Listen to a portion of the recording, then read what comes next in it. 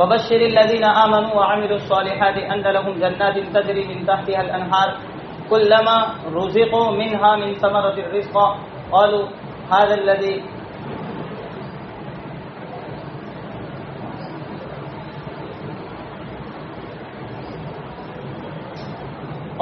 الذي رزقنا من قبل وأتوا به متشابها ولهم فيها أزواج مطهرة وهم فيها خالدون. اوپر وَإِن كُنتُمْ فِي رَيْبٍ وہاں سے اللہ نے جو ہے رسالت کی ان کو دعوت دی. اب اس کے بعد اخیر میں کہا کہ اگر تم لوگ قرآن پیش نہ کر سکو تو جہنم سے بچ جاؤ. پھر کہا اعدت للکافرین، جہنم کی یہ حالت ہے کہ وہ کافروں کے لیے اصلاً تیار کی گئی ہے اور ضمناً مومنین بھی اس میں جائیں گے. اب یہاں ایک مستقل مسئلہ قائم ہو گیا اور کھڑا ہو گیا کہ اللہ نے قرآن میں لفظ استعمال کیا ہے اعدت کا، کہ وہ جہنم کافروں کے لیے پہلے سے تیار کی گئی ہے، جبکہ آپ شرع عقائد میں اس موضوع پر مستقل مسئلہ پڑھیں گے کہ جنت اور جہنم کیا بعد میں بنائی جائے گی یا پہلے سے وہ بنائی گئی ہے. تو اس بارے میں معتزلہ اور ہمارا جو ہے اختلاف ہے، اور ہم جو ہے جو کچھ بھی کہہ رہے ہیں وہ جو کیا کہہ رہے ہیں وہ سب آپ وہاں پڑھنا. لیکن یہاں اتنی بات ہے کہ قرآن نے لفظ استعمال کیا ہے ماضی کا، کہ تیار کی گئی ہے، یعنی ماضی گزشتہ پر دلالت کر رہا ہے. معلوم ہوا کہ وہ پہلے سے تیار شدہ ہے. یہ ہماری ایک دلیل ہے. اس کے علاوہ اور بھی بے شمار دلائل ہے، وہ اپنی جگہ. اب اس کے بعد یہاں تک اللہ نے جو ہے ذکر کیا منافقین اور کفار کا ذکر کیا اور یہ فرمایا کہ تم لوگ جو ہے اللہ کو بھی مانو اور اللہ کے رسول کی بات کو بھی مانو. اور پھر اصول ہے کہ الاشیاء تعرف باضدادها، چیزیں اپنی زیدوں سے پہچانی جاتی ہے. یعنی جب کسی ایک شے کا ذکر ہوتا ہے تو اس کے بعد متصلا جب اس کی زید کو لایا جاتا ہے تو فوراً جو ہے وہ شے اچھی طرح انسان کو سمجھ میں آ جاتی ہے. لہذا اب اسی جو ہے اصول کے پیش نظر اللہ نے جب پہلے ان کفار اور منافقین کا ذکر کیا تو اب متصلاً جو ہے اس اصول کے تحت مومنین کا ذکر کر رہے ہیں، یعنی ماننے والے کہ اگر وہ مانیں گے تو ان کو کیا ملے گا، تو اس کا ذکر کر رہے ہیں اور کہتے ہیں وبشر الذین آمنوا، آپ خوشخبری سنا لیجئے ان لوگوں کو جو ایمان لے آئے، وعملوا الصالحات، اور جنہوں نے نیک اعمال کیے. کس کی؟ ان لہم، اس بات کی کہ ان کے لیے ایسے باغات ہیں تجری من تحتها الانہار، جس کے نیچے سے نہریں بہ رہی ہوگی. اب اوپر جو ہے اللہ اور رسول کی بات ماننے کی دعوت کفار کو بھی ہے اور منافقین کو بھی ہے. اب نیچے اسی کے پیچھے نظر کہہ دیا کہ جنہوں نے نہیں مانا تو ان کے لیے تو آگ ہے، لیکن جنہوں نے مان لیا تو ان کے لیے کیا ہے؟ تو کہا کہ مانا ان کے لیے جنات ہے، یعنی باغات جس کے نیچے سے نہریں بہتی ہوگی. اب یہ ایک جو ہے اصطلاح ہے کہ قرآن میں بارہا اللہ اس کو ذکر کر رہا ہے کہ جنات ہے من تحتها الانہار، جس کے نیچے سے نہریں بہتی ہوگی. اب اس کا مطلب کیا؟ ہم یہ سمجھ رہے ہیں کہ مثلا باغات ہے اور اس کے نیچے سے جو ہے پانی جا رہا ہوگا، اسی کو کہتے ہیں کہ یہ باغ ہے، اور اس کے نیچے سے نہریں بہ رہی، اسی کو کہتے ہیں تجری من تحتها الانہار. لیکن عقل میں سوال پھر پیدا ہوتا ہے کہ اس طرح اگر ایک شے ہے اور اس کے نیچے سے جو ہے پانی جا رہا ہے تو پھر سوال یہ قائم ہوگا کہ اس طرح اگر بار مسلسل جو ہے نیچے سے پانی چلتا رہے گا تو اوپر والا حصہ بالکل کھوکھلا ہو جائے گا اور پھر اس کی وجہ سے گویا وہ ایک نہ ایک دن اوپر کا حصہ گر جائے گا.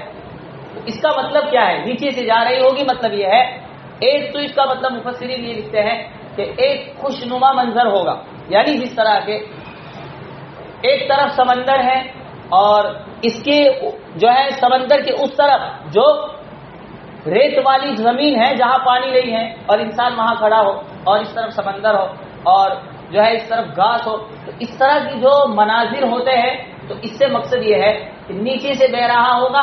مطلب یہ نہیں ہے کہ باقاعدہ نیچے سے جا رہی ہوگی، بلکہ اس کو بلا وہ جا رہا ہے، بلا اس کو جلدی.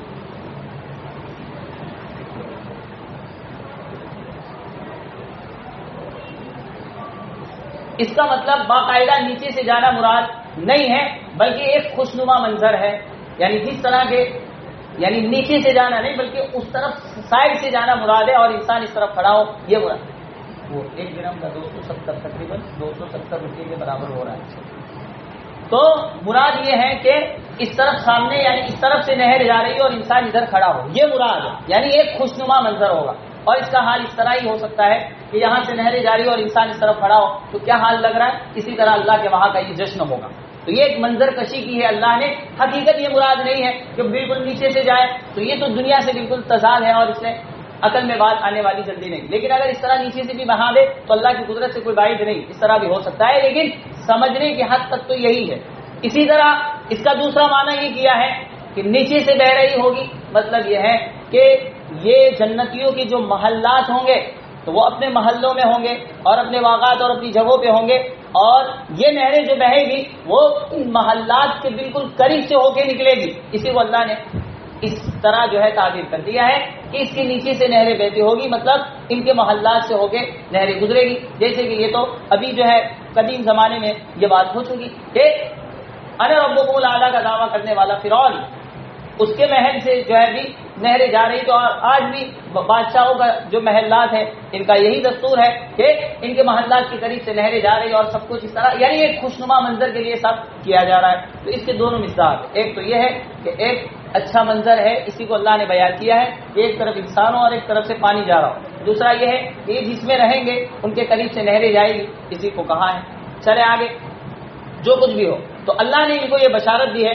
اس کے بعد فرمایا ایک تو یہ حال ہے ان کی خوشی کا اور ان کو یہ نعمت ایک تو یہ ملے گی. اس کے ساتھ ساتھ اللہ نے فرمایا کلما رزقوا منہا، جب جب بھی ان کو رزقوا کھانے کو دیا جائے گا، منہا اس جنت میں سے، من ثمرۃ پھل، جب جب بھی ان کو اس میں سے کھانے کو دیا جائے گا، من ثمرۃ پھلوں میں سے، رزقا بطور رزق کے، یعنی کھانے کے طور پر ان کو جنت کے پھلوں میں سے جو کچھ بھی دیا جائے گا تو وہ کیا کہیں گے؟ قالوا، تو وہ کہیں گے جنتی ھذا الذی رزقنا من قبل، یہ تو وہی ہے جو ہمیں اس سے پہلے دیا گیا، یہ تو وہی ہے جو ہمیں دیا گیا من قبل، اس سے پہلے. یعنی اس کا ایک مطلب تو یہ ہے کہ جنتی ہے، اپنی اپنی جگہوں پہ ہے، اب اللہ جو ہے ان کو ہر طرح کی نعمتیں دیں گے. اور یہ بات قرآن میں بے شمار جگہوں پر اللہ نے بیان کی ہے کہ جس طرح جنتی کو جو نعمتیں ملیں گی وہ جسمانی بھی ملے گی اور روحانی بھی ملے گی. اسی طرح جہنمیوں کو جو سزا ہوگی وہ بھی دو طرح کے ہے، جسمانی بھی سزا ہے اور روحانی بھی ہے. جسمانی نعمتیں جنتیوں کو ملے وہ کیا؟ وہ یہ ہے کہ مثلا اندر چلے گئے، اب اس کے بعد جو ہے ان کی جسم کو تکلیف نہ پہنچے، ان کی جسم کو نعمتیں پہنچے. وہ کیا؟ اچھے اچھے کھا لیں، اسی طرح سونے کا انتظام، یہ سب جو ہے، اسی طرح ان کی جسموں کو آگ کا نہ جلانا، یہ سب جسمانی نعمتیں ہیں. اور روحانی نعمتیں کہ اس سے ان کی روحانیت کے اندر خوشی کے، روحانیت کی خوشی میں اضافہ ہو، وہ کیا ہے؟ وہ یہ ہے کہ جب مومن مرتا ہے تو اس وقت قرآن نے کہہ دیا کہ اس کی روح کو بالکل آسانی سے نکالا جاتا ہے، جبکہ والنازعات غرقا والناشطات نشطا، وہاں پر کفار کے بارے میں کہا ہے سختی سے نکالی جاتی ہے. اس وقت ان کی روح آسانی سے نکلتی ہے، یہی ہے ان کی روحانی نعمت، یعنی ان کی روحانیت کو تکلیف نہیں ہوتی. اسی طرح جب روح نکل گئی، اس کے بعد جب وہ قبر میں جاتا ہے تو قبر میں بھی اس کے استقبال کے لیے فرشتے کھڑے ہوتے ہیں، تو یہ بھی گویا اس کی روحانیت کو خوش کرنے کے لیے یہ نعمتیں ہیں. اسی طرح اگر وہ جنتی ہوتا ہے تو وہاں سے کھڑکی کھولی جاتی ہے اور اس کے مناظر اس کو پیش کیے جاتے ہیں، یہ ہے اس کی روحانی نعمت. پھر اس کے بعد جب محشر میں جاتا ہے اور فیصلے ہو جاتے ہیں، پھر اس کے بعد فرشتے کے حوالے اس کو سیدھا جو ہے اس کی درسگاہ اور اس کی جو جگہ ہے جنت، اس کی طرف اس کو پروانہ ملتا ہے اور کہا جاتا ہے اس کو جو ہے لے کے تم جاؤ، اس کی جگہ پہ پہنچاؤ. تو جب وہ لے کے جاتا ہے اور یہ اعلان جب سنتا ہے، اس وقت بھی اس کی روحانیت کو خوشی ہوتی ہے. پھر جب اندر وہ داخل ہو جاتا ہے جنت میں، پھر اس کے بعد خدا کہتا ہے اب کیا تجھے اس سے اور کوئی خوشی چاہیے، یعنی کہ تجھے اور کوئی چیز اس سے بڑھ کر چاہیے؟ تو وہ کہے گا اب کیا کس چیز کی ضرورت ہے، اب جو کچھ ملنا تھا سب کچھ مل گیا، یعنی روحانیت اس وقت اس سے اور زیادہ سب کچھ مل گیا. اب وہ کہے گا اب اس کے علاوہ کیا ضرورت ہے. اب جب اللہ اپنا دیدار کرائے گا، اور وہ اصول ہے کہ صبح اور شام، فجر اور عصر میں جنتیوں کو روزانہ اللہ کا دیدار ہوگا، اب چاہے جس شکل میں ہو. پھر خدا خود کہے گا کہ احل علیکم رضا ولا اسخط علیکم ابدا، آج میں تم پر اپنی رضا اور اپنی رضامندی نازل کرتا ہوں، آج کے بعد تم پر کبھی ناراض نہیں ہوں گا. تو اس وقت ان کی جو روحانیت کو تازگی اور خوشی ملے گی شاید کہیں اور مل جائے. تو یہ سب چیزیں روحانی نعمت ہے، یعنی ان کی روحانیت کے اندر اور اضافہ ہوگا. جب کہ اندر پہنچ گئے، اب آگ نہیں لگ رہی ہے، اچھی ان کی جو ہے خواہشات کے مطابق ان کو کھانے مل رہے ہیں، وقت پر آرام مل رہا ہے، جو چاہ رہے وہ کر رہے ہیں، یہ سب ہے جسمانی نعمت. اسی طرح کفار کے لیے بھی دو طرح کے عذاب ہیں. ان کو جب نکالا جاتا ہے تو سختی سے، اور جب وہاں سے لیا جاتا ہے تو ان کو جہنم کا نام لیا جاتا ہے، تو ان کی روحانیت میں اور زیادہ تکلیف ہوتی ہے. پھر باقاعدہ جب اس میں پہنچائے جاتے ہیں تو اس کے بعد پھر اللہ جو ہے ان کو کہتے ہیں کیا یہی وہ لوگ ہیں جن کے بارے میں تم کہتے تھے کہ یہ تمہیں بچا لیں گے، کیا وہی ہے؟ تو اس طرح ان کی روحانیت کو اور زیادہ جو ہے تکلیف ہو رہا ہے. اور پھر جسمانی ان کو تکلیف تو ظاہر ہے، آگ بھی پہنچ رہی ہے، کچھ بھی نہیں مل رہا ہے، حمیم اور پیپ سب کچھ، خون اور سب کچھ جو ہے ان کو پینے کو دیا جا رہا ہے. تو یہ سب جسمانی ان کی تکلیف. اسی طرح پورے قرآن میں اور اسی کو اللہ نے تعبیر کیا وَلَكُمْ فِيهَا مَا تَشْتَهِي. یہ تشتہی کے جو الفاظات ہیں وہ سب روحانی باتیں ہیں، اور یہ جو ہے تجری من تحتها الانہار اور رزق اور ثمرہ وہ سب کچھ جسمانی کی بات ہے. تو چاہے جو بھی نعمت ہو، تو اللہ کہہ رہا ہے کہ یہ لوگ جب اس میں داخل ہو جائیں گے اس کے بعد ان کو جسمانی یہ نعمتیں ملے گی تو وہ کیا کہیں گے ھذا الذی رزقنا من قبل. یہی تو وہ ہیں جو ہمیں اس سے پہلے دیا گیا. مطلب یہ ہے کہ مثلا، اور ہم سب کو پتا ہے اللہ نے جہاں پر وہ آخرت کا منظر کھینچا ہے کہ یہ جنتی جب جنت میں چلے جائیں گے تو ان کا حال ایسا ہوگا کہ گویا وہ آپس میں بالکل آمنے سامنے ہیں. یعنی متکئین علی فرش، متکئین علی کیا ہے، میں حافظ نہیں ہوں، ہاں متکئین علی، ہاں متکئین علیہا متقابل، وہی مسیریوں پر اور تختوں پر جو ہے بیٹھے ہوئے ہوں گے، اور ان کا حال یہ ہوگا متقابل، وہ آمنے سامنے ہوں گے.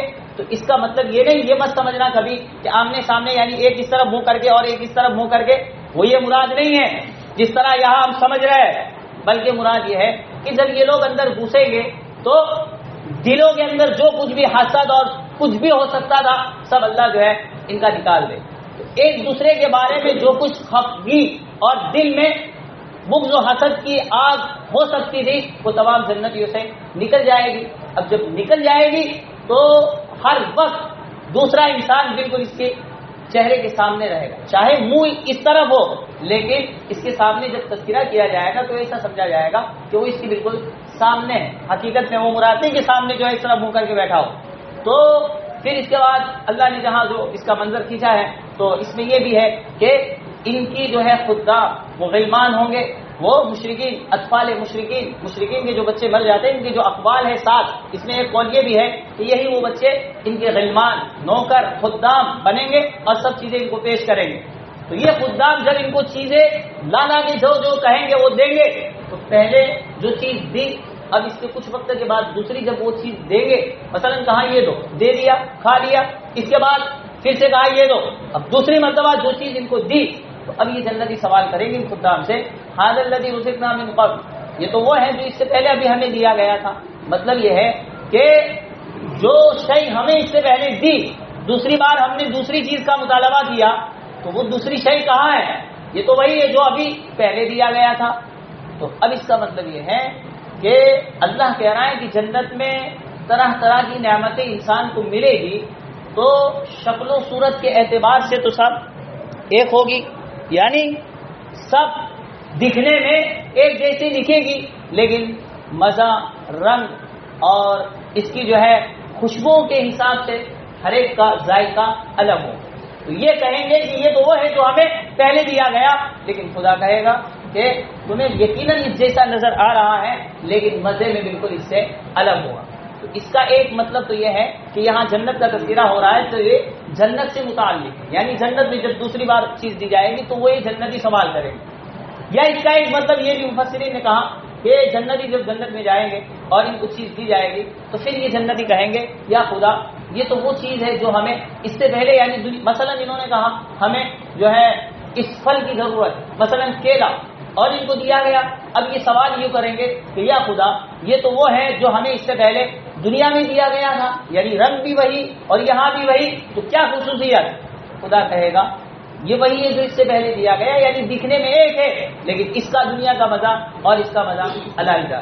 تو یا تو یہ جنت سے متعلق ہو جو دوسری بار ان کو دیا جائے گا جنت ہی میں، یا دنیا اور جنت کا تقابل ہو، جو بھی ہو دونوں باتیں درست ہے.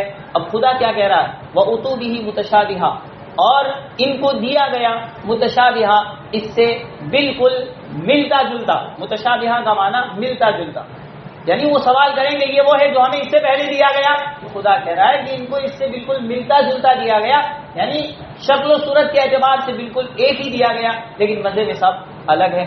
اور اسی طرح اس کے ساتھ ساتھ اللہ نے فرمایا یہ دو نعمتیں ہیں، یعنی باغات ہے، اس کے ساتھ ساتھ ہر طرح کی نعمت ہے، اور اس کے ساتھ کہا وَلَهُمْ فِيهَا أَزْوَاجٌ مُطَهَّرَةٌ، ان کے لیے اس جنت میں پاک صاف بیویاں ہوگی، فیہا ازواج مطہرہ، پاک صاف بیویاں ہوگی۔ اب یہاں پر جو ہے جنت کی جو نعمتیں ہیں وہ تو بہت ساری بے شمار ہے، خدا نے خود رحمان نے اس کا پوری جو ہے مفصل سے تفصیل سے اس کا ذکر کیا ہے، لیکن اس میں سے جو بڑی بڑی نعمتیں ہو سکتی تھی وہ سب اللہ نے جو ہے چاہے روحانی ہو یا جسمانی ہو، دونوں کے دونوں اس میں سے یہاں صرف کچھ کا تذکرہ کر دیا۔ اس میں سے ایک بڑی نعمت خدا نے یہاں ذکر کی کہ ان میں اس کے لیے پاک صاف بیویاں ہو، یعنی اس سے مراد حورے ہے، حورے، جیسے کہ خود خدا کہہ رہا ہے قرآن میں حور عین جو ہے، یہ حور کا معنی ہے بالکل گوری، اور عین کا معنی ہے بڑی آنکھوں والی، کیونکہ انسان کی خوبصورتی کا سبب آنکھوں کا بڑا ہونا، یہ خود ان حوروں کی جو ہے اوصاف میں عین کا جو لفظ ہے اس کا ترجمہ ہوتا ہے بڑی آنکھوں والی، اور یہ اس کی خوبصورتی کا سبب ہوتا ہے۔ تو اللہ نے فرمایا ان کے لیے اس میں پاک صاف بیویاں ہوگی، تو یہ پاکی کس کی ہوگی؟ یہ بیویاں جو پاک صاف ہوگی تو یہ پاکی کس سے؟ تو اللہ کہہ رہا ہے کہ ظاہری ناپاکی سے بھی وہ پاک ہوگی، ظاہری ناپاکی یعنی حیض و نفاس ان کو نہیں آئے گا، یا باطنی ناپاکی یعنی آج دنیا کی عورتوں میں حسد، بغض، کینہ، اور اسی طرح فعل شنی، برے فعل، اسی طرح عصیان الزوج، شوہروں کی نافرمانی، ان تمام باطنی امراض سے یہ لوگ پاک ہوں گے، یعنی ان کے اندر اطاعت کا مکمل جذبہ ہوگا، اور ہر طرح کی جو ہے اس طرح کی گندگیوں سے وہ پاک ہوگی۔ اس کا ایک معنی تو یہ ہے۔ اب یہاں پر ایک سمجھنا ہے کہ اللہ جو ہے ان کو بیویاں دے گا، اب کتنی دے گا وہ ہماری زبان زد ہے، اور وہ سب ہم بیان کرتے ہیں کہ ایک ایک کو 72 70 پورے ملے گی۔ اب یہاں اتنا سمجھنا ہے کہ یہ حورے جو اللہ انسان کو دے گا، یہاں سمجھے یہ یوٹیوب پہ ایک ویڈیو جو ہے گردش کر رہا ہے، ایک ہے ڈاکٹر اسرار احمد، آپ نے نام سنا ہوگا، وہ تعلق رکھتے ہیں جماعت اسلامی سے، اور ایک ہے ذاکر نائک جو عیسائیوں میں بڑی زور و شور سے اسلامی اسکالرس ہیں، اور جو ہے اسلام کے بارے میں وہ عیسائیوں میں بڑی زور و شور سے مناظرے بھی کرواتے ہیں، سب کچھ کرتے ہیں اور سب باتیں بیان کرتے ہیں۔ انہوں نے یہ کہا کہ بات یہ ہے کہ ایک مرد کو کل قیامت کے دن جنت میں 70 حوریں ملیں گی، تو ایک عورت کو کیا ملے گا؟ تو اس پر کچھ نہیں ملے گا، کیونکہ مرد کے لیے تو ہے عورتیں زیادہ، لیکن ایک عورت کے لیے 3-4 مرد ہو یہ شریعت میں نہیں، اور اسے کہنے والا بالکل بے غیرت ہونا چاہیے، یہی وجہ ہے کہ جب انہوں نے یہ جملہ کہا تو اس پر علماء نے بہت بڑی ان کی گرفتاری کی ہے۔ تو چاہے وہ بک رہے ہو یوٹیوب پہ کوئی کچھ بھی کہہ رہا ہو، ہمارا حال یہ نہیں کہ ان کی ہر بات کو لے۔ خیر، اب یہ لوگ یہ جو بیویاں ان کو ملے گی، تو یہ بیویاں کہاں سے آئے؟ یہاں سے مفسرین نے یہاں ایک بات لکھی ہے کہ ایک تو عورتیں ہیں دنیا والی، اور ایک عورتیں ہیں یہ آخرت میں جو اللہ دے گا، تو ان دونوں میں مقام جو اونچا ہے، یعنی جس کا درجہ بڑا ہوا ہے وہ دنیا کی عورتوں کا ہے۔ وجہ کیا؟ وجہ یہ ہے کہ یہ حوریں جو ہے اللہ دے گا تو ان کو اتنی تکلیف کا سامنا نہیں کرنا پڑتا، ان کو بچے نہیں جننے کے، کیونکہ وہاں اولاد وغیرہ نہیں ہوتی، ان کو حیض نہیں آئے گا، ان کو نفاس نہیں آئے گا، اسی طرح بچے کی ولادت کی تکلیف ان کو برداشت نہیں کرنی ہے، اسی طرح وہاں جنت میں جو ہے ان کے لیے تکالیف شرعیہ اتنی نہیں ہے کہ نماز پڑھو، روزہ رکھو، زکات، یہ ایسا ان کو نہیں ہے، جبکہ اس دنیاوی عورت کو ہر چیز کا سامنا ہے، لہذا یہ مشقتوں میں رہ کے بھی گویا ایک اللہ کی اطاعت کر رہی ہے، لہذا اس کا مقام پوچھا۔ دوسری بات کہ یہ اللہ جو 72 ایک انسان کو دے گا تو کچھ تو اپنی شاید نشان دے گا اپنے حساب سے، اور کچھ یہی وہ دنیاوی عورتیں ہیں کہ اللہ ان کو جو ہے ایک درجے پہ لے جا کے حور کا مقام دیں گے، یعنی انہی کو حور بنائیں گے۔ اب یہاں تو ایک ہے یہاں ایک ہے تو ایک ہے تو ایک، دو ہے تو دو. اللہ گویا اس کو بھی جو ہے درجہ بدرجہ حور بنائیں گے. یعنی ایسا کوئی ضروری نہیں ہے کہ وہ الگ ہے تو یہ نہیں بن سکتی، نہیں، اللہ اس کو بھی جو ہے حور بنائیں گے اور اس کو بھی اس کے ساتھ شامل کریں گے. یہی وجہ ہے کہ ہم کہتے ہیں کہ یہ شوہر جب مرا تو کل قیامت کے دن جنت میں اپنی بیوی کے ساتھ ملے گا. پھر سوال ہوتا ہے کہ اگر ایک بیوی ہے تو ٹھیک ہے، یہ اگر اللہ اس کو حور بنا دے تو اس کے جو 70 اللہ اور دے گا تو یہ اس کو ملا دے گا اور یہ سب اس کو ملے گی. تو ضروری نہیں، بعض اپنی طرف سے نہیں دے گا اور بعض دنیا کی جتنی بھی عورتیں ہیں تمام کو حور بنائے گا اور پھر دے گا انسان کو. تو اگر ایک بیوی ہے تو ٹھیک اس کو مل جائے گی، لیکن کسی کی 2 بیویاں ہیں تو یہ شوہر کس کے ساتھ رہے گا جنت میں؟ تو پھر سوالات ہوتے ہیں کہ بھائی ٹھیک ہے، اس کی جو پہلی بیوی ہے اس کے ساتھ رہے گا یا جو دوسری اس کے ساتھ رہے گا. اب وہ اللہ کی مرضی جس کے ساتھ، لیکن اصول یہی ہے کہ اس کی جو بیوی ہے اس کو ملے گی. اب پہلی ہے جو وہ پہلی دے، یا ہو سکتا ہے کہ آخری جو بیوی تھی اس کے ساتھ رہے گا. اب اللہ جس کو دینا چاہے، لیکن خلاصہ یہ کہ اپنی بیوی کے ساتھ رہے گا. اس کی جو ہے شواہد موجود ہے. تو یہ کہ اس کو بھی بنائے گا اور اس کی مثالیں بے شمار ہیں کہ اس کا مقام یعنی یہ دنیا والی ہے اور اس کا مقام اس درجے تک پہنچ سکتا ہے. اس کی مثالیں ہیں، مثلا یہ حجر اسود، بعض کہہ رہے ہیں کہ دنیاوی پتھر ہے، بعض کہہ رہے ہیں کہ وہاں سے لایا ہے. ہاں تو اس کو بھی وہ مقام ہے کہ دنیا میں ہے لیکن پھر بھی اس کا مقام وہ والا ہے. اسی طرح جو وہ الفاظ ہے ما بین قبری و بین المنبری روضۃ من ریاض الجنہ، جو ریاض الجنہ کے نام سے مشہور ہے کہ ما بین القبری و بین المنبر، اللہ کے رسول کا جو منبر ہے مسجد نبوی کا اور آپ کا حجرہ مبارکہ ہے جو عائشہ کے گھر میں آپ تدفین شدہ ہے، تو ان دونوں کے درمیان والا جو حصہ ہے اس کو روضۃ من ریاض الجنہ کہا. اس کا مطلب کیا کہ ریاض الجنہ ہے یعنی جنت کے باغوں میں سے ایک باغ ہے. مطلب کیا ہے اس کا؟ اس کے بے شمار جو ہے تعمیرات کی کہ وہاں عبادت کا ثواب وہی ملے گا جو جنت میں ملے گا، یا کل قیامت کے دن جب میدان محشر ہوگا تو یہ حصہ جو ہے اتنا وہ جنت کا حصہ بنے گا، یا یہ جنت سے لایا گیا ہے یا یہ جو کچھ بھی ہو تعمیرات. لیکن اس میں ایک یہ بھی ہے کہ یہ حصہ کل قیامت کے دن جنت کا بنے گا. تو دنیا میں ہوتے ہوئے اس کا مقام وہ اللہ نے اس کو دیا ہے. اسی طرح وہ حضرت اسماعیل کو مینڈے کا جو کہا کہ آپ ذبح کرو، تو اب اس مینڈے کے بارے میں پھر سوالات ہے کہ کہاں سے آیا؟ تو کہاں خدا نے بھیجا. پھر سوال ہوا کہ اگر خدا نے بھیجا تو جنت کی نعمتیں تو ابدی ہیں، کبھی ختم ہونے والی نہیں، تو اس کو تو ذبح کیا اور کھا گئے سب ختم ہو گیا، کیسے وہ ہو سکتا ہے؟ چاہے جو بھی سوالات ہو اس کے جوابات بھی ہیں، لیکن ایک قول یہ ہے کہ وہ اوپر سے آیا. تو ایسی نظائر موجود ہے کہ وہاں سے ہے لیکن پھر بھی اس کا مقام وہ ہے، یعنی یہاں رہتے ہوئے کوئی ضروری نہیں ہے کہ وہ اس سے منسلک نہ ہو سکے. اس لیے یہاں یہ عورتیں چاہے ہیں لیکن کل قیامت کے دن اللہ ان کو وہاں کی جو ہے مقام عطا کرے گا، اور یہ بات یقینی ہے کہ ان کا درجہ بالکل بڑا ہوا ہے. تیسری بات یہاں پر یہ یاد رکھنی ہے کہ یہاں ایک بہت ہی عجیب و غریب مسئلہ یہاں پہ لکھا ہے کتابوں میں کہ ہم لوگ ہدایہ وغیرہ پڑھتے ہیں اور آپ بھی پڑھیں گے جب کتابوں، یہ چیز یاد رکھنے کی ہے. میں ایسی باتیں جو ہے ڈالوں گا جو مطلب یہ کہ عام طور پر کوئی دیکھتا نہیں. ہاں جو ظاہری باتیں میں نہیں بتاتا بالکل. آپ ہدایہ جب وہاں آئے گی کتاب الجنائز تو وہاں مسئلہ یہ آئے گا، بلکہ اس سے پہلے یاد رکھ لیں کہ آج کتابوں میں یہ لکھا ہے یا کسی کی زبانی اگر سنیں گے تو ہم سنیں گے کہ صحابہ کرام میں اگر کوئی مظلوم شخصیت ہے یعنی جس پر ظلم ڈھایا جا رہا ہے تو وہ حضرت معاویہ کی شخصیت، اور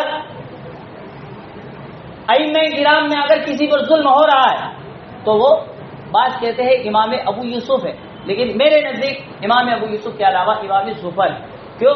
کیونکہ ہمارے احناف کی جتنی بھی علماء ہے، ابو حنیفہ ہے، ابو یوسف ہے، ابو محمد ہے، حسن بن زیاد ہے اور امام ظفر. تو ہم پوری کتاب میں پڑھتے ہیں تو اس میں ابو حنیفہ کی بات کو لیتے ہیں، ان کا قول سنتے ہیں، حسن بن زیاد کا بھی کبھی کبھار سن بھی لیتے ہیں، ابو یوسف محمد تو ہے ہی، اور ترجیح اور راج مرجو میں کبھی ابو حنیفہ تو کبھی ابو یوسف کبھی محمد، لیکن زیادہ کبھی جو ہے امام ظفر کی بات کی طرف ہم توجہ نہیں کرتے. یہ مظلوم ہے، کبھی جو ہے ہم توجہ ہی کرنے کو راضی نہیں، حالانکہ بعض باتیں ان کی اتنی کمی ہے کہ ابو حنیفہ کی نگاہ بھی وہاں تک نہیں پہنچتی. اور اس میں سے ایک مسئلہ یہ ہے کہ آپ کتب فتاوی کی تمام کتابوں کو، بلکہ دنیا میں جتنی کتابیں سب کو اٹھا کے دیکھ لیں، یہ مسئلہ لکھا ہے کہ اگر مرد مر گیا، شوہر مر گیا، اب اس کے بعد اس کی بیوی ہے، تو کیا بیوی اپنے شوہر کا دیدار یعنی چہرہ دیکھ سکتی ہے؟ مسئلہ کیا ہے؟ دیکھ سکتی. کیوں؟ وجہ کیا؟ شوہر تو وہ تو مر گیا. شوہر تھا کب تک؟ جب تک مرا نہیں تھا. مر گیا، اب شوہر ختم ہو گیا، اس کے نکاح میں کہاں رہا ہو. لیکن عورت اس کو دیکھ سکتی ہے. کیوں؟ وجہ اس کی یہ ہے کہ ابھی عورت عدت میں کب تک رہے گی؟ 4 ماہ 10 دن. تو یہ عدت میں ابھی کیا ہے؟ اس شوہر کی بیوی تو ہے نا، کہاں بھی نکلی ہے. ہاں 4 ماہ 10 دن کے بعد وہ نکل جائے گی. تو ابھی 4 ماہ 10 دن تک وہ اس کی بیوی ہے، لہذا اس کے نکاح میں ہے چاہے شوہر مرا. تو یہ اس کو دیکھ سکتی. اسی طرح مد مقابل اگر عورت مر گئی تو کیا مرد دیکھ سکتا ہے؟ حالانکہ جب عورت مری تو فوراً وہ اس کے نکاح سے نکل گئی، اب یہ اس کے لیے اجنبی ہو گئے، تو کیا مرد دیکھ سکتا ہے؟ تو اس میں بھی فتاوی کی کتابوں میں اور ہر ایک میں فتاوی یعنی ہدایت سب آ گئی. اس میں یہی لکھا ہے کہ دیکھ سکتے، یعنی جانبین سے ایک دوسرے کو دیکھ تو سکتے ہیں دور کھڑے رہ کے، لیکن ہاتھ لگانا یا بوسہ دینا یا ٹچ کرنا، تو اس میں یہ لکھا ہے کہ اگر شوہر مرا تو عورت اس کو ہاتھ لگا سکتی. کیوں؟ کیونکہ عورت ابھی 4 ماہ تک اس کی عدت میں ہے، اس کی بیوی ہے، لہٰذا اس کو بالکل گنجائش ہے کہ اس کو ہاتھ لگائے یا جو بھی بوسہ دینا ہو دے سکتی. لیکن اگر عورت مر گئی اور مرد اگر اس کو ہاتھ لگانا چاہے تو اس کی گنجائش تمام میں لکھا ہے نہیں. کیوں؟ اس لیے کہ یہ فوراً ابھی نکل گئی، یعنی اس کا اور اس کا کوئی تعلق ہی نہیں ہے، لہذا دیکھ تو سکتا ہے لیکن مرد عورت کو ہاتھ نہیں لگا سکتا. یہ تمام بھی یہ مسئلہ لکھا ہے، اور یہ مسئلہ ابو حنیفہ کا بھی ہے، ابو یوسف کا بھی ہے، یعنی تمام ایک طرف ہے. جبکہ امام زفر کا اس بارے میں یہ نظریہ ہے کہ جس طرح عورت ہاتھ لگا سکتی ہے اسی طرح مرد بھی گویا اور مرد بھی عورت کو ہاتھ لگا سکتا ہے. اب سوال وہ کہتے ہیں کہ بھائی یہ تو عدت نکاح سے نکل چکی، تو ان کی دلیل اتنی مضبوط اور یہ بالکل گویا دقیق نظر، یہ اللہ ہر کسی کو یہ فہم نہیں دیتا. انہوں نے استدلال کیا کہ ٹھیک ہے ابھی دنیا کے حساب سے تو یہ نکاح سے نکل گئے، لیکن کل قیامت کے دن جنت میں اس کو کیا ملے گی یا نہیں؟ تو وہاں بالکل ملے گی. تو جب ملنے والی ہے تو ابھی دنیا سے رشتہ منقطع ہوا ہے، لیکن حقیقت میں تو گویا یہی ملنے والی ہے. تو چاہے ابھی فی الحال ایک فرضی طور پر مان لے کہ اس کا تعلق ختم ہے، لیکن وہاں تو وہی ملنے والی ہے، تو ایسا سمجھو کہ یہ باقی ہے، یہ اس کی عورت اس کے نکاح میں تبھی تو اس کو مل رہی ہے، ورنہ اگر بالکل یہ ختم ہو جاتا تو اس کا اس سے کیا لینا ہے. ہاں یہی تو یہ وہ علت اور وہ دلیل ہے کہ لوہار کی ارے سونار کی 100 تو لوہار کی 1. تو یہاں یہ بہت زبردست جو ہے یہ پوائنٹ کی بات ہے. اور لیکن آج ہر کوئی اس کو ترجیح نہیں دے رہا، بلکہ بات وہی ابو حنیفہ والی. اور حالانکہ ہم تو دلیل کی لکیر کے فقیر ہیں، دلیل جس کی مضبوط اور جو سمجھ میں آئے اس کی بات کو لیا جائے گا. لہذا ان کا نظریہ اس بارے میں وہ ہے. اور یہ کوئی ایک مسئلہ نہیں ہے، انسان مر جاتا ہے پھر بھی اس کی کچھ حالات اگر ایسا ہی ہے کہ مرنے کے بعد سب ختم ہو گیا تو پھر اس کے ساتھ معاملہ جو ہونا چاہیے وہ ہو سکتا ہے، تو جائز ہونا چاہیے. مثلا انسان مر گیا، اب اس سے سب ختم ہو جاتا ہے اگر بالفرض، تو اس کے جسم کی بے حرمتی نہیں کی جاتی. کیوں؟ اس لیے کہ بنو آدم وَلَقَدْ كَرَّمْنَا بنی آدم، اس کی تقریب ہمارے ذمہ فرض ہے، تو جسم کی بے حرمتی نہیں کر سکتے. اگر کوئی کہے مر گیا، اب جب تک زندہ تھا تو اعزاز تھا اس کا، لیکن مر گیا تو نہیں، چاہے مرا لیکن اس کے یہ اعزاز ختم ابھی نہیں ہوا. اسی طرح چاہے بیوی مری لیکن بیوی کا کل قیامت میں اس کو ملے گی تو برقرار ہے، ایسا ہی سمجھا جائے گا. تو اس کی جسم کی بے حرمتی نہیں کی جاتی. اسی طرح دوسری بات کہ تصویر کشی نہیں کی جاتی. ہاں مر گیا انسان، اب کہتے ہیں کہ اس کا وہ فوٹو لے سکتے ہیں، ویڈیو کال اس سے کسی کو دکھا سکتے ہیں، تو سراہتاً بات موجود ہے کہ یہ حرام ہے. حالانکہ اگر مرنے کے بعد سب ختم ہو گیا تو اب کرے تو کیا حرج؟ یہی بات ہے کہ مرنے سے ختم نہیں ہوا، ہاں جسم کی بے حرمتی بھی نہیں، تصویر کشی بھی نہیں. اسی طرح ایک سوال یہاں یہ اٹھتا ہے کہ اللہ ذرہ برابر کسی پر ظلم نہیں کرتا. اللہ ذرہ برابر جو ہے کسی پر ظلم نہیں کرتا.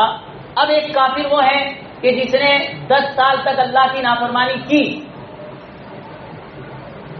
تو اب اس کو بعد میں جہنم میں سزا کب تک ہونی چاہیے؟ اصول کیا ہے؟ 10 سال ہی تک تو اس کو آگ میں رکھنا چاہیے نا. تو 10 سال زندہ رہا یا 80 سال زندہ رہا تو اس کو بعد میں جہنم میں کہاں تک رہنا چاہیے؟ 80 سال. لیکن 80 سے اگر اللہ کو کب تک رکھے گا؟ 80 تک رکھے گا یا ابد الآباد اس کو رکھے گا؟ ابد الآباد. تو یہ تو ناانصافی ہوئی سراسر.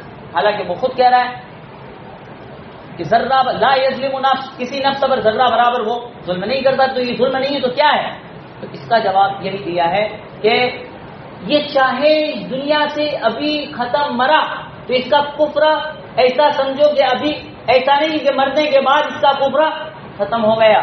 ہاں وہ تو گویا اللہ جان رہا تھا کہ اگر وہ 80 سے کیا پوری زندگی بھی عمر پا لیتا تو تب تک وہ کیا رہتا؟ کافر رہتا. تو گویا مرنے کے بعد بھی اس کی جو شے اس کے ساتھ لگی ہے کفر والی وہ جاری ہے، اور اسی کا بدلہ اس کو اللہ ابد الآباد کے نتیجے میں دے رہا ہے. ایسی مثالیں اور نظائر بے شمار ہے کہ نہ جسم کی بے حرمتی ہوتی ہے، نہ تصویر کشی ہوتی ہے، اور اسی طرح ہمیشہ اس کو جو ہے جنت میں رکھا جاتا ہے. اور اسی طرح یہ بیوی والا قصہ بھی ہے، اور اس طرح اور بھی ہمارے سامنے مشہور مثال ہے کہ کوئی انسان مرتا ہے. اب اگر وہ مر گیا، اب اس کے بعد سب ختم ہو جاتا ہے تو چلو اس کے اعمال تو ختم، لیکن دوسرا اس نے جو صدقہ جاریہ کے طور پر کیے اس کا ثواب اس کو پہنچ رہا ہے، دوسرا اس کے حق میں کوئی کر رہا ہے تو اس کو پہنچ رہا ہے. ایسا نہیں کہ مرنے کے بعد ہر چیز ختم ہو جاتی. لہذا یہاں چاہے بیوی مری ہے لیکن اس کی جو شے ہے وہ تو کل اس کو ملنے والی ہے. لہذا ایسا ہی سمجھا جائے گا کہ یہ برقرار ہے. جب برقرار ہے تو پھر اس کو ہاتھ لگانے میں کیا وجہ ہے؟ اس کے نظائر ہے. لہذا اس پر غور ہونا جو ہے وہ اب پڑھو گے دیکھنا وہاں یہ سوال ہو سکتا ہے. وَلَهُمْ فِيهَا أَزْوَاجٌ مُطَهَّرَةٌ. اب خدا یہ کہہ رہا ہے کہ ان کے لیے اس میں پاک صاف بیویاں، یعنی ظاہری کی گندگی سے پاک ہے اور باطنی گندگی سے بھی پاک ہے. پھر اس کے بعد وَهُمْ فِيهَا خَالِدُونَ. اللہ نے اس کا وصف بیان کر دیا کہ وہ اس میں ہمیشہ رہنے والے ہیں. یعنی جب گئے تو گئے، تو اس کی مراد یہ ہے کہ جو جزاءً اور بدلے کے طور پر جن کو جنت میں داخل کیا گیا اب اس کے بعد وہ نہیں نکلیں گے. یہاں مراد ہمیشہ جہاں کہیں بھی جنت یا جہنم کی بات ہے تو اس سے مراد جزاءً والی بات، یعنی جس کو بدلے کے طور پر جنت میں داخل کیا اور بدلے کے طور پر جہنم میں داخل کیا وہ پھر اس کے بعد نکلنے والا نہیں. ورنہ جو عارضی طور پر گیا تو پھر وہ تو بعد میں جانے کے بعد بھی آئے گا. مثلا اللہ کے رسول معراج میں گئے تو ہم دیکھ رہے کہ آپ گئے وہاں سب دیکھے مناظر پھر آ گئے. اسی طرح آدم ہوا کا قصہ وہ بھی تو پہلے جنت میں تھے پھر آئے ہیں باہر، تو باہر آئے ہیں خدا کہہ رہا ہے ہمیشہ رہیں گے، تو یہ جزاءً والی بات ہے. اسی طرح شہداء کی روح ہے وہ بھی تو ہے سبز پرندوں کی فوٹو میں بیٹھ کے جنت وہاں اور پھر وہاں سے واپس. تو اس طرح یہ سب عارضی چیزیں ہیں. اور یہاں جو بات ہے وہ جزا، یعنی آخری فیصلہ جب ہو گیا اب اس کے بعد جو گیا اب وہ قیامت تک باہر نکلنے والا نہیں. اور یہاں ایک بات یہ یاد رکھ لے کہ آج کل یہ جو جملہ دہرایا جا رہا ہے کہ بھائی جنت ہے تو اس میں سب کچھ کرنے کی اجازت ہے، کوئی تکلیفات شرعیہ وہاں نہیں، یعنی نماز بھی نہیں پڑھنی، زکوٰۃ بھی نہیں، روزہ بھی نہیں، حج بھی نہیں، کچھ بھی نہیں کرنا ہے، بس جو کرنا چاہو کر لو. یاد رکھے کہ ایسا نہیں ہے. ہاں وہاں اس طرح کی یہ تکالیف شرعیہ نماز روزہ یہ تو نہیں ہے، لیکن اس کا مطلب یہ بھی ہرگز نہیں ہے کہ وہاں کچھ بھی روک نہیں. اگر ایسا ہے کہ وہاں کوئی روک نہیں تو اللہ نے آدم اور حوا جنت ہی میں تو تھے اور ان کو کیا کہا؟ وَلَا تَقْرَبَا هَٰذِهِ الشَّجَرَةَ. وہاں ان کو منع کیا ہے، مطلب یہ معلوم ہوا کہ کچھ نہ کچھ تو پابندی لگے گی. اسی طرح ایک کی حوریں ہیں تو کوئی دوسرے کی حوروں کو استعمال نہیں کرے گا. ایسا نہیں ہے کہ ہر طرح کی گنجائش تو جو کچھ کرنا چاہو کر لو، دوسروں کی حوریں بھی جو ہے استعمال کر لے، کوئی گناہ کی بات نہیں وہاں نہیں. اس طرح کی کچھ تو پابندی رہنے والی ہیں. یہ جو جملہ مشہور ہے کہ نہیں بھائی جو کچھ کر لے ٹھیک ہے، کوئی مسئلہ نہیں، کوئی حرج نہیں، جو کرنا چاہے کر لے، تو یہ یعنی اس کا مطلب یہ نہیں کہ بالکل بے حیائی یعنی سب جو ہے چھوٹ ہو جائے، سب چھٹی ہو جائے، جو کرنا چاہے کر لے. نہیں، اگر ایسا ہے تو ان کو جنت میں کیوں منع کیا؟ اسی طرح ایک کی حورے دوسرا استعمال نہیں کرے گا، تو یہ کچھ تو پابندی ضرور رہنے والی ہے. تاہم مسئلہ نماز کا، زکوٰۃ کا، وہ سب جو ہے اس سے چھٹی ہو جائے گی. چلے آگے. وَهُمْ فِيهَا خَالِدُونَ. اور وہ اس میں ہمیشہ رہنے والے ہیں. یہاں تک اللہ نے جو ہے ضد کے اندر مومنین کا ذکر کر لیا، یعنی ماننے والوں کے لیے اللہ نے فرمایا تمہارے لیے سب نعمتیں ہیں. اب اس کے بعد ان اللہ لا یستحی ان یضرب مثلا ما بعوضۃ فما فوقها. فأما الذين آمنوا فيعلمون أنه الحق من ربهم وأما الذين كفروا فيقولون ماذا أراد الله بهذا مثلا يضل به كثيرا ويهدي به كثيرا وما يضل به إلا الفاسقين. ان آیات کے اندر اللہ جو ہے منکرین قرآن کے ایک اعتراض اور ایک سوال اور اس کا جواب ذکر کر رہے ہیں. یعنی جو لوگ قرآن کو نہیں مانتے تھے تو کیوں نہیں مانتے تھے، ان کا اعتراض کیا تھا کہ جس کی وجہ سے یہ لوگ قرآن کو نہیں مانتے تھے. تو ان کا سوال یہ تھا اور اعتراض یہ تھا کہ اے محمد، جس قرآن کو تو پیش کر رہا ہے، چلو ہم لوگ عاجز ہیں، ہم نہیں لا سکتے، لیکن ہم تیرے قرآن کو اس لیے نہیں مانتے کہ تیرے قرآن میں جو ہے اس طرح بعوضہ مچھر جو معمولی گٹیا شے ہے، مچھر، اسی طرح عنکبوت مکڑی، ایسی ایسی چیزوں کا تذکرہ ہے. تو اگر یہ خدا کا کلام ہوتا تو یہ تو بالکل اعلیٰ قسم کا جو ہے کلام ہونا چاہیے. ایسی ایسی چھوٹی چھوٹی چیزیں اس میں مذکور ہے، مچھر کا بھی، عنکبوت کا بھی، تو ہم کیسے جو ہے اس کو تیرے خدا کا کلام مانیں. کلام الملوک کی ملوک الکلام، کلام الملوک کی ملوک الکلام، کیونکہ بادشاہوں کا کلام بھی کلام کا بادشاہ ہوتا ہے. تو کہاں کیسے ہم اس کو مانیں؟ چھوٹی چھوٹی چیزوں کا تذکرہ اللہ نے کیا. تو اللہ نے ان کو جواب دیا، ان اللہ لا یستحی، اے محمد ان کو کہہ دو کہ میرا خدا شرم نہیں کرتا. لا یستحی جو لفظ ہے یہ شرم نہیں کرتا. تو یستحی جو ہے افعال قلوب میں سے ہے. علمت، رأیت، وجدت، خلت، حسبت. تو لا یس یعنی افعال قلوب اس کو کہتے ہیں جس کا تعلق دل سے ہو. اب شرم نہ کرنا اس کا تعلق کس سے ہے؟ دل سے ہے، کیونکہ شرم کون جس کا دل ہوگا اندر، تو اس سے شرم کا تعلق ہے. اب سوال ہوا کہ اللہ نے استعمال کیا ہے لا یستحی کا لفظ، اور یستحی کا معنی شرم نہ کرنا، حالانکہ یہ تو دل کی کیفیت ہے. اللہ تو گویا جسم و جسامت اور دل سے پاک ہے، تو اس کے لیے کیسے لا یستحی کا لفظ؟ تو مفسرین کہتے ہیں یہاں لا یستحی سے مراد لا یترکو. ان اللہ لا یستحی ای لا یترکو، کہ اللہ چھوڑتا نہیں ہے اس بات کو کہ وہ مچھر اور اس سے بڑی ہوئی چیز کی مثال بیان کرے. چھوڑتا نہیں، یہاں شرم کا معنی لا یترکو ہے، یعنی وہ چھوڑتا نہیں، ضرور بیان کرتا ہے. لہذا اب پھر کوئی سوال نہیں ہوگا.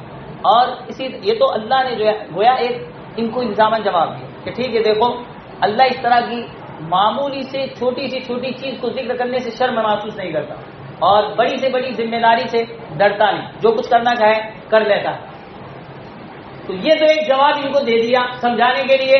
لیکن دوسرا جواب یہ ہے کہ دیکھو کمال تو یہ ہے کہ اتنی چھوٹی جو ہے چیزوں کو بھی ہمارا خدا بیان کر رہا ہے.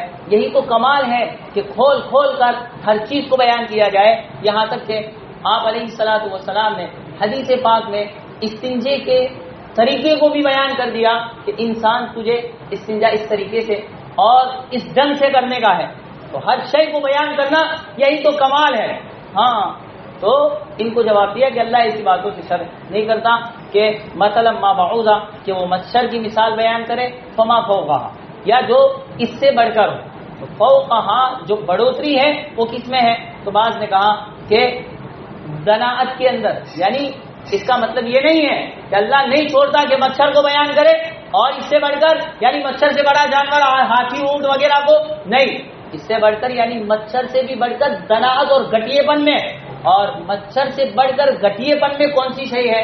وہ خود حدیث پاک میں اللہ کے رسول نے کہہ دیا کہ اگر دنیا کی قدر و قیمت اللہ کے نزدیک لجناح بعوضہ، مچھر کے مثل جناح بعوضہ، مچھر کے پر کے برابر بھی اگر ہوتی تو ما شریبہ، اللہ جو ہے کافر کو ایک گھونٹ پانی بھی نہ پلاتا. لیکن اللہ کے نزدیک اس کی کوئی قدر و قیمت نہیں ہے. یہی وجہ ہے کہ یہ لوگ جو ہے آوارہ پھر رہے.